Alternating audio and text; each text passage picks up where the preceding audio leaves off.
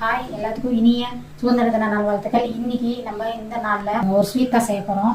இந்த ஸ்வீட் செய்யறதுக்கு எனக்கு கொஞ்சம் டைம் ஆயிடுச்சு, கோச்சிக்காதீங்க. இந்த வீடியோ வந்து கொஞ்சம் லேட்டாக தான் வரும். நம்ம இன்னைக்கு என்ன ஸ்வீட் செய்ய போகிறோம் அப்படின்னா பாருங்க, எம்டிஆர் குலோப் ஜாமுன் மிக்ஸ் தான் நம்ம செய்ய போகிறோம். இன்னைக்கு நான் 2 பேக்கெட் எடுத்திருக்கேன். 2 பேக்கெட்டும் கட் பண்ணி போட்டுக்கலாம். இந்த குலோப் ஜாமுன் பாக்கெட் வாங்கிட்டு வந்து கிட்டத்தட்ட 1 மாசம் ஆயிடுச்சு. இந்த நல்ல நாளில் தான் நம்ம செய்யணுன்றது விதி போல, அது யாராலையும் மாற்ற முடியாது. இன்னைக்கு ஸ்வீட்டோட நம்ம சுதந்திர தினத்தை கொண்டாடிடலாம். அப்படியே பாருங்க, இந்த கட்டியில் அப்படியே கையிலேயே உடச்சி விட்டுருங்க. இதில் நம்ம எதுவுமே ஆட் பண்ண தேவையில்லை. மில்க் மட்டும் நல்லா காய்ச்சி ஆற வச்சிருங்க. அப்படியே கொஞ்சம் கொஞ்சமாக பால் ஊற்றி பிசைஞ்சிருங்க.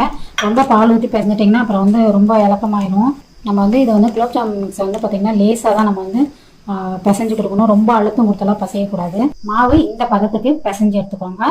இது அப்படியே ஒரு 10 நிமிஷம் நம்ம ஜீரா காய்ச்சற வரைக்கும் மட்டும் ஊறினா போதும். நம்ம ஸ்டவ்ல இருந்து ஒரு பாத்திரம் வச்சிருக்கோம் சக்கரை பாகு காய்ச்சறதுக்கு. அதுக்கு இன்னைக்கு 1.5 கப் அளவுக்கு நம்ம சக்கரை எடுத்துருக்கோம்.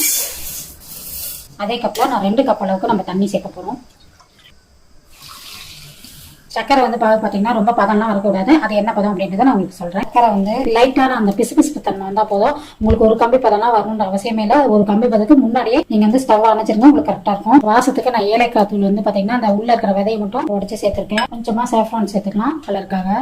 கலந்துட்டு ஓரமா வச்சிருங்க. குலோப் ஜாமுன்லாம் நான் உருண்டை பிடிச்சி எடுத்துக்கிட்டேன். இப்போ ஒன்னா எண்ணெயில போட்டு பொரிச்சு எடுத்துக்கலாம். எண்ணெய் வந்து பாத்தீங்கன்னா ரொம்ப ஹீட்ல வந்து வச்சிடாதீங்க. கரெக்டான மீடியமான ஹீட்ல வச்சிருங்க. அப்ப அந்த உள்ள எல்லாம் நல்லா வெந்து வரும். பாருங்க, குலோப் ஜாமுன் டக்குன்னு வந்து கலர் வந்துச்சு. இன்னும் கொஞ்சம் கலர் வரட்டும். இப்போ குலோப் ஜாமுன்லாம் பாருங்க நல்லா பொன்னிறமா வந்துருச்சு. அப்படியே வடிச்சு எடுத்துக்கலாம். அப்புறம் பாகுல ஒவ்வொரு குலோப் ஜாமுனா எடுத்து போட்டுக்கலாம். இப்போ பாத்தீங்கன்னா நான் ஒரு 5 நிமிஷம் ரெஸ்ட் விட்டுட்டு தான் வந்து போடுறேன். அப்பதான் அந்த எண்ணெயெல்லாம் நல்லா வடிஞ்சிரும். இது இப்போ மறுபடியும் இந்த பாகுல ஒரு 10 நிமிஷம் அப்படியே ஊறட்டும். ஊறின வாட்டி இந்த குலோப் ஜாமுன் எப்படி இருக்கு அப்படின்றத உங்களுக்கு காமிக்கிற பாருங்க. வாங்க, செம்மையா இருக்குல்ல? நம்ம போட்டதுக்கு அப்புறம் டபுள் மடங்கா வந்துருக்கு பாருங்க. அப்படியே உடையாம எடுத்துக்கலாம். பாகம் பாருங்க கரெக்டா இருக்கு. பாருங்க எந்த அளவுக்கு நல்லா சாஃப்டா இருக்குங்க. இப்ப பாருங்க நம்ம குலோப் ஜாமுன் எந்த அளவுக்கு சாஃப்ட்னு மட்டும் பாருங்க.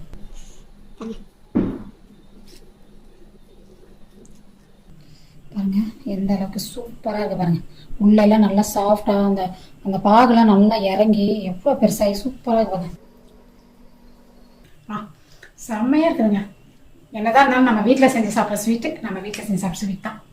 செம்மையா இருக்கு, டேஸ்டா இருக்கு. நீங்களும் செஞ்சு பார்த்துட்டு இந்த அம்மாவுக்கு மறக்காம லைக் அண்ட் கமெண்ட் பண்ணிருங்க.